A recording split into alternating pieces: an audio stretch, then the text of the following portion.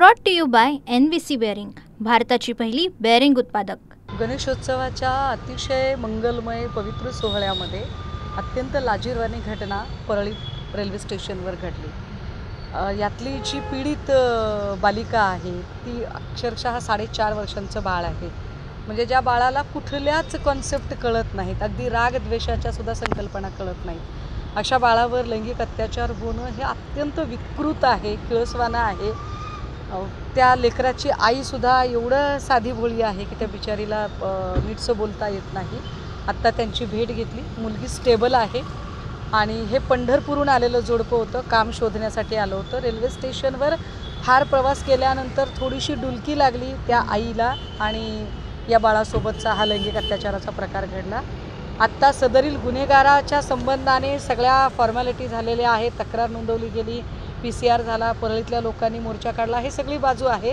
पण पीडितेची बाजू अशी की आत्ता पीडितेच्याकडून जो मनोधैर्य योजनेचा जो अर्ज दाखल करणं आहे तो बाकी आहे। मुलीच्या पुनर्वसनाच्या संबंधाने ज्या सरकारी सगळ्या फॉर्मॅलिटीज करणे आहे ते बाकी आहे। त्यामुळे आत्ता आम्ही त्या संदर्भाने वकिलांशी डॉक्टरांशी सगळी चर्चा केली। शिवाय DYSPशी मी आत्ता बोललेली आहे आणि DYSPंना परत अजून काही गोष्टी मला त्यांना सांगायच्या आहेत। त्यानुसार मनोधैर्य योजना आणि बाकीच्या सगळ्या गोष्टी आम्ही करून घेऊ।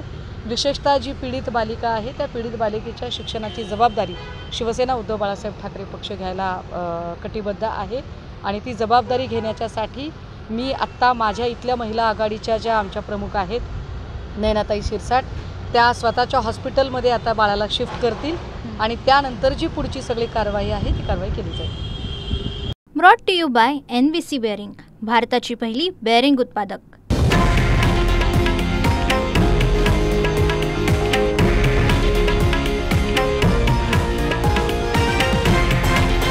हे आहे देशातील नंबर 1 न्यूज नेटवर्क आणि आपण पाहत आहात TV9 मराठी, एकमेव।